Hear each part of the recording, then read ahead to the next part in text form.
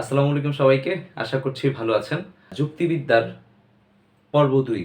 আমি বিগত পর্বে বলেছিলাম যে যুক্তিবিদ্যার প্রথম এবং দ্বিতীয় পত্র, এই দুটো পত্রকে আমার নিজস্ব উপস্থাপনা শৈলীতে আমি শুধুমাত্র যুক্তিবিদ্যা মৌলিক কথা এই প্লেলিস্টে যতগুলো ভিডিও আপলোড করব, সেই ভিডিওগুলো ধারাবাহিকভাবে দেখলে এবং সেখানে যা যা বলা হবে বা লেখা হবে সেগুলো লিখলে আত্মস্থ করলে পুরো দুটি পত্র বই আপনার কাছে ঝরঝরে লাগবে এবং পরীক্ষায় ভালো করতে পারবেন ইনশাল্লাহ। তো আজকের উপস্থাপনার বিষয় হচ্ছে যুক্তির উপাদান। যুক্তির উপাদান কি আসলে? যুক্তির উপাদান হচ্ছে একটি যুক্তিবাক্য গঠন করার জন্য যতগুলো অনুষঙ্গের প্রয়োজন বা যা যা দরকার হয় সেগুলোকে বলা হয় যুক্তিবাক্যের উপাদান। আচ্ছা, এই যুক্তিবাক্যের উপাদানগুলো সম্পর্কে জানা কি কেন জরুরি? তার প্রথম কাজ হচ্ছে একটি যুক্তিবাক্যের গঠনের নিয়ম বা প্রকৃতি সম্পর্কে জানতে হলে অবশ্যই যুক্তিবাক্যের উপাদানের ধারণা সম্পর্কে জানতে হবে। অর্থাৎ যুক্তিবাক্যের উপাদান দিয়েই কিন্তু আমি একটি যুক্তিবাক্য গঠন করব। সেই যুক্তিবাক্যটা কেমন হওয়া উচিত, সেটার প্রকৃতি কীরকম হওয়া উচিত, এগুলো নিরূপণ করাটাই হচ্ছে যুক্তিবাক্যের উপাদানের কাজ। এরপরে হচ্ছে যুক্তিবাক্যের উপাদান, একটি যুক্তিবাক্য বৈধ নাকি অবৈধ, একটি যুক্তিবাক্য সত্য নাকি অসত্য, এই ব্যাপারটা নিরূপণ করার জন্য যুক্তিবাক্যের উপাদানের ধারণার প্রয়োজন আছে। এরপরে এই যুক্তিবাক্যের উপাদান আসলে কি কি হতে পারে? এই যুক্তিবাক্যের উপাদান হতে পারে যুক্তিবাক্যের পদ, যুক্তিবাক্যের শব্দ এবং যুক্তিবাক্যের আশ্রয় বাক্য, সিদ্ধান্ত বাক্য।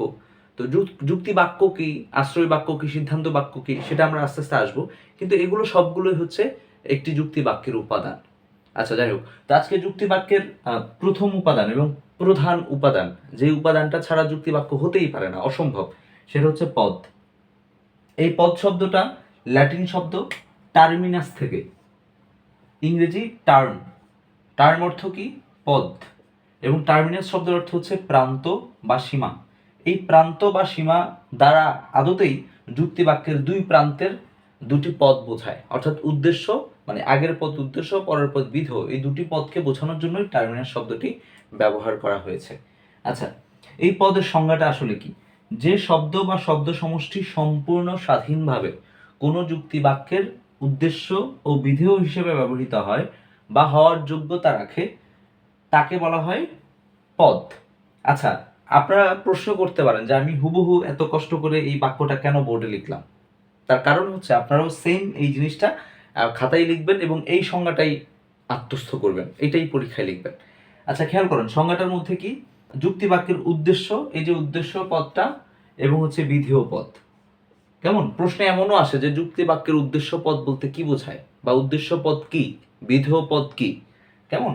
এরপর হচ্ছে পদ হওয়ার যোগ্যতা রাখে। এই শব্দটা খুব গুরুত্বপূর্ণ। কেমন?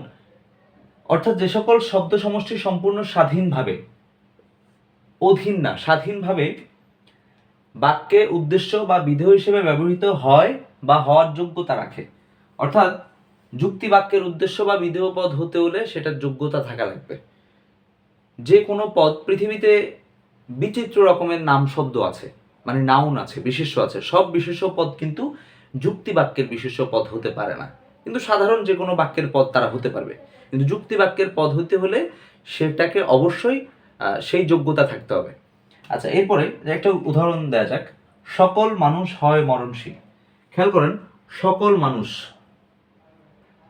এটা কি? এই যে সকল মানুষ হয় মরণশীল, সকল শিশু হয় পবিত্র, এই দুটো হচ্ছে একদম সার্থক দুটি যুক্তিবাক্যের উদাহরণ। দেখেন, সকল মানুষ এটা হচ্ছে উদ্দেশ্য পদ, মরণশীল এটা হচ্ছে বিধেয় পদ, আর এই যে মাঝখানের এটা হচ্ছে সংযোজক পদ। এরপরে যে নিচেরটাও ঠিক সেইম ভাবে, শিশু, সকল শিশু এটা হচ্ছে উদ্দেশ্য পদ, হয় সংযোজক, পবিত্র এটা হচ্ছে বিধেয়। যাই হোক, আমরা পদ নিয়ে আলোচনা করেছি, এবার হচ্ছে যুক্তি বাক্য নিয়ে আলোচনা করব। যুক্তি বাক্য কাকে বলে? দুটি পদের মধ্যে স্বীকৃতি বা অস্বীকৃতি জ্ঞাপক সম্পর্কের লিখিত বা মৌখিক বিবৃতিকে বলা হয় যুক্তি বাক্য। এটা একদম খাতায় নোট ডাউন করে নেন। দুটি পদের মধ্যে, তাহলে দুটি পদ বলতে কোনটা? উদ্দেশ্য এবং বিধেয় পদ। স্বীকৃতি বা অস্বীকৃতি জ্ঞাপক, অর্থাৎ এটা কি বৈধ নাকি অবৈধ, এটা কি সত্য নাকি অসত্য, এটাকে আমি গ্রহণ করব নাকি বর্জন করব, এই স্বীকৃতি বা অস্বীকৃতি জ্ঞাপক বলতে নির্দেশক সম্পর্কের লিখিত বা মৌখিক বিবৃতিকে বলা হয় যুক্তি বাক্য। আচ্ছা, এটাই হচ্ছে একটা বিশেষ ধরনের বা বিশেষ প্রকৃতির বাক্য, অর্থাৎ এটা একটা বিবৃতিমূলক বাক্য, তবে সেটা বিশেষ, সেটার একটা নির্দিষ্ট কাঠামো আছে, নির্দিষ্ট প্রকৃতি আছে, নির্দিষ্ট পদ্ধতি আছে, প্রক্রিয়া আছে একটি যুক্তি বাক্য গঠন করার, যদিও সেটা কি বিবৃতিমূলক বাক্য। আচ্ছা, সত্য মিথ্যা হওয়ার যোগ্য, ওকে, হয় বা নয় সংযোজক দ্বারা যুক্ত, ওকে, আমরা একটু আগে সেটা বলেছি। যেমন উদাহরণ, পৃথিবী হয় গোলাকার, হ্যাঁ, এই যে হয় একটা সংযোজক, পৃথিবী উদ্দেশ্য, গোলাকার বিধেয়। আচ্ছা, যার সম্পর্কে কোনো কিছু বলা হয় তাকে বলা হয় উদ্দেশ্য। এটা খুবই সহজ জিনিস, তারপর আমরা লিখে দেওয়ার কারণ হচ্ছে এটা পরীক্ষায় আসবে, মানে কত প্রশ্ন করবে যে উদ্দেশ্য কাকে বলে, তখন আপনাকে লিখতে হবে যার সম্পর্কে কোনো কিছু বলা হয় তাকে বলা হয় উদ্দেশ্য, এবং উদ্দেশ্য সম্পর্কে যা বলা হয় তাকে বলা হয় বিধেয়। আচ্ছা, এবার হচ্ছে আমরা যে উদ্দেশ্য পদ এবং বিধেয় পদ, এই পদের আবার দুটো দিক আছে, একটা হচ্ছে জাত্যর্থ আর একটা হচ্ছে ব্যক্তর্থ। খেয়াল করেন, পদের সংখ্যা, পরিমাপ, ব্যাপ্তি ও বিস্তৃতির দিককে পদের ব্যক্তর্থ বলা হয়। ওকে, একদম উদাহরণ দিয়ে বোঝাই, সকল মানুষ হয় মরণশীল, এটা একটা যুক্তি বাক্য। এখানে পদ কি, এই যে মানুষ, এই মানুষ পদের ব্যক্তর্থ কি, এই মানুষ পদের ব্যক্তর্থ সকল মানুষ, অর্থাৎ এই মানুষ পদের সংখ্যার দিক, পরিমাপের দিক, ব্যাপ্তি বা বিস্তৃতির দিক হচ্ছে কি এই মানুষ পদটি দ্বারা পৃথিবীর সকল মানুষকে বোঝাচ্ছে। তার মানে এই মানুষ পদের ব্যক্তর্থ হচ্ছে সকল মানুষ। একটি পদ একই অর্থে যে বস্তু বা বস্তু সমূহের উপর প্রযোজ্য হয় সেটাকে বলা হয় ব্যক্তর্থ, এবং জাত্যর্থ হচ্ছে পদের আবশ্যিক গুণ বা গুণাবলীকে জাত্যর্থ বলা হয়। যদি আপনাদেরকে ব্যক্তর্থ কাকে বলে সংজ্ঞা লিখতে বলে তাহলে কি লিখবেন, একটি পদ একই অর্থে যে বস্তু বা বস্তু সমূহের উপর প্রযোজ্য হয় তাকে ব্যক্তর্থ বলা হয়। এবং জাত্যর্থ কি, জাত্যর্থ হচ্ছে পদের আবশ্যিক গুণ বা গুণাবলীকে জাত্যর্থ বলা হয়। আবশ্যিক গুণ বা গুণাবলী কি, একটা পদের মধ্যে যেই সাধারণ বা মানে আবশ্যকীয় গুণ প্রকাশ করে সেটাই হচ্ছে আসলে পদের আবশ্যিক গুণাবলী। এখন আমি খেয়াল করি, সকল মানুষ হয় মরণশীল, এই মানুষ পদের মধ্যে মানে উদ্দেশ্য পদের মধ্যে গুণ কি, মানুষের গুণ কি হতে পারে, মানে আপনি যদি বলেন যে মানুষ সৎ মানুষ হয়, অসৎ মানুষ হয়, মানে হাস্যরস প্রিয় মানুষ হয়, বা দুঃখী মানুষ হয়, একটু ইন্ট্রোভার্ট টাইপের মানুষ স্বভাবের মানুষ হয়, একটু চঞ্চল স্বভাবের মানুষ হয়, এগুলো কি মানুষ পদের গুণ বা জাত্যর্থ? অবশ্যই না। আমরা আগেই বলেছি যুক্তি বাক্য মানে হচ্ছে বিশেষ বাক্য, বিশেষ প্রকৃতির বাক্য, আর যুক্তি বাক্যের পদ মানে হচ্ছে বিশেষ প্রকৃতির পদ। এই পদে সকল নাম শব্দ বসতে পারবে না। অর্থাৎ এই মানুষ পদের জাত্যর্থ মাত্র দুটি, একটি হচ্ছে জীববৃত্তি আর একটি হচ্ছে বুদ্ধিবৃত্তি। অর্থাৎ মানুষ পদটির মধ্যে যেই আবশ্যিক গুণাবলী বা জাত্যর্থ সেটা হচ্ছে জীববৃত্তি বা বুদ্ধিবৃত্তি। যুক্তি বাক্য হ্যাঁ বোধক হতে পারে, না বোধক হতে পারে। যেটা হ্যাঁ বোধক তাকে বলা হয় সদর্থক, আর যেটা না বোধক সেটাকে বলা হয় নৈঅর্থক, অর্থাৎ না বোধক। কেমন? তো এই যুক্তি বাক্য, 4 ধরনের যুক্তি বাক্য পাওয়া যায়, আমরা সেটা নিয়ে আলোচনা করছি একটু পরে। একটি যুক্তি বাক্য বিশ্লেষণের দিক থেকে, মানে একটি যুক্তি বাক্য গঠনের দিক থেকে বা বিশ্লেষণের দিক থেকে দুই প্রকারের, একটাকে বলে সংশ্লেষক যুক্তি বাক্য, আর একটাকে বলা হয় বিশ্লেষক যুক্তি বাক্য। সংশ্লেষক মানে কি, যেই যুক্তি বাক্যের বিধেয় পদ উদ্দেশ্য পদের জাত্যর্থের বিশ্লেষণ না করে, খেয়াল করেন, জাত্যর্থের বিশ্লেষণ না করে নতুন তথ্য দিবে।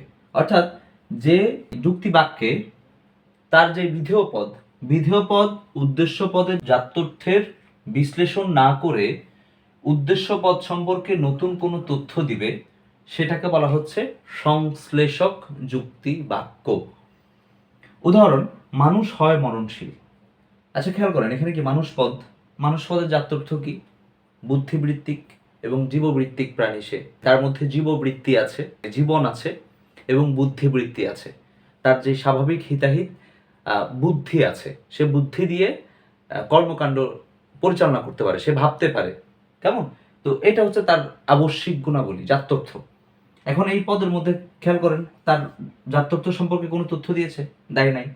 বরং জাত্যর্থ সম্পর্কে কিছু না বলে মানুষ মরণশীল তার সম্পর্কে একটা অতিরিক্ত তথ্য দিয়েছে। মরণশীল কিন্তু তার জাত্যর্থ না, আবশ্যিক গুণাবলী না।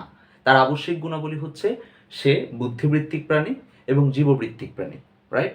তো এই জীববৃত্তিক এবং বুদ্ধিবৃত্তিক কোনোটাই সম্পর্কে কোনো তথ্য দেয়নি, বা কোনোটা সম্পর্কে না বলে শুধু তার সম্পর্কে একটা নতুন তথ্য দিয়েছে। দ্যাটস ওয়াই এই যে মানুষ হয় মরণশীল, এই যুক্তি বাক্যটা হচ্ছে একটি সংশ্লেষক যুক্তি বাক্যের উদাহরণ, রাইট?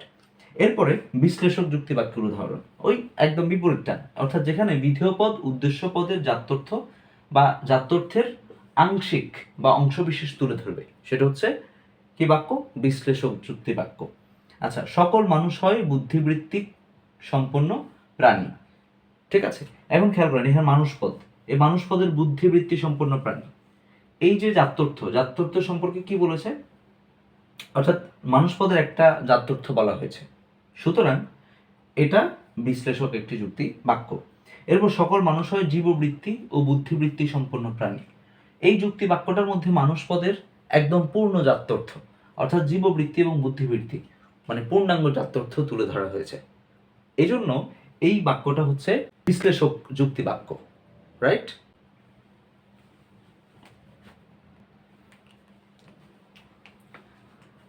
আচ্ছা, এরপরে যুক্তি বাক্যের আরো একটা ব্যাপার আছে, সেটা হচ্ছে ব্যাপ্যতা। হ্যাঁ, ব্যাপ্যতার ভিত্তিতে ব্যাপ্যতা দুই রকমের, কম ব্যাপক, বেশি ব্যাপক। কম ব্যাপক মানে হচ্ছে কি, যেখানে উদ্দেশ্য পদের আংশিক বা ক্ষুদ্র অংশ তুলে ধরা হবে, মানে বিধেয় পদে উদ্দেশ্য পদ সম্পর্কে আংশিক বা ক্ষুদ্র অংশ তুলে ধরবে, সেটা হচ্ছে কম ব্যাপক, রাইট? আর বেশি ব্যাপক হচ্ছে সামগ্রিক অংশটা, মানে পুরো সামগ্রিক অংশটাকে তুলে ধরবে, সেটা হচ্ছে বেশি ব্যাপক। আচ্ছা, এরপরে অবধারণ একটা ব্যাপার আছে। অবধারণ মানে হচ্ছে কোনো একটি ধারণা সম্পর্কে অন্য একটি ধারণা মনে মনে স্বীকার বা অস্বীকার করা, এটাকেই বলা হয় অবধারণ।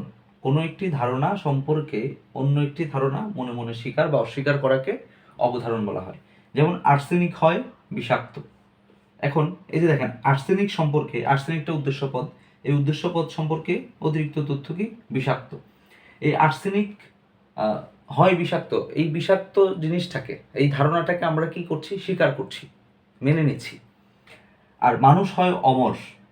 আচ্ছা, মানুষ হয় অমর, মানুষ কি সারা জীবন বেঁচে থাকে? বেঁচে থাকে না, মানে অর্থাৎ তার জৈব অস্তিত্ব কি সারা জীবন বেঁচে থাকে? বেঁচে থাকে না। কেমন? শুধু এই জন্য আমরা কি, মানুষ হয় অমর, এই অমরত্বটাকে আমরা কি করছি? অস্বীকার করছি, রাইট? এটাই হচ্ছে আসলে অবধারণ। ধন্যবাদ। যুক্তিবিদ্যার মোটামুটি একদম অনেকগুলো আলোচনা এই পর্বটার মধ্যে হয়েছে। আমরা পরবর্তীতে 4 ধরনের যুক্তি বাক্য হতে পারে, এই যুক্তি বাক্যগুলো নিয়ে আলোচনা করব একদম ধাপে ধাপে। অর্থাৎ মানে আসলে আপনারা, মানে আপনি যদি সরাসরি বই খুলতে যান, বই খুলে পড়তে যান, তাহলে আপনি আসলে আপনার কাছে বিষয়টা অনেক কঠিন লাগবে। তা আমি অনেক মানে ঘাটাঘাটি করে বইগুলোকে নিয়ে, সময় নিয়ে নিজের মতো করে প্রস্তুত করেছি কোন পর্বের পর কোন পর্বের পড়ানো উচিত এবং কোন টপিকের পর কোন টপিক নিয়ে আলোচনা করা উচিত, সেটা আমি নিজের মতো করে খসড়া সাজিয়েছি, এরপরে গিয়ে পড়াচ্ছি। সুতরাং আপনারা এই ভিডিওগুলো ধারাবাহিকভাবে দেখবেন, অর্থাৎ পর্ব 1 এর পর পর্ব 2 দেখবেন, 2 এর পরে 3 দেখবেন। পর্ব 1 2 না দেখে 3 তে চলে যাবেন, ব্যাপারটা তখন অনেক কঠিন লাগবে। ধন্যবাদ সবাইকে, দেখা হচ্ছে পরবর্তী পর্বে। পাসওয়ার্ডের সঙ্গেই থাকুন। আসসালামু আলাইকুম।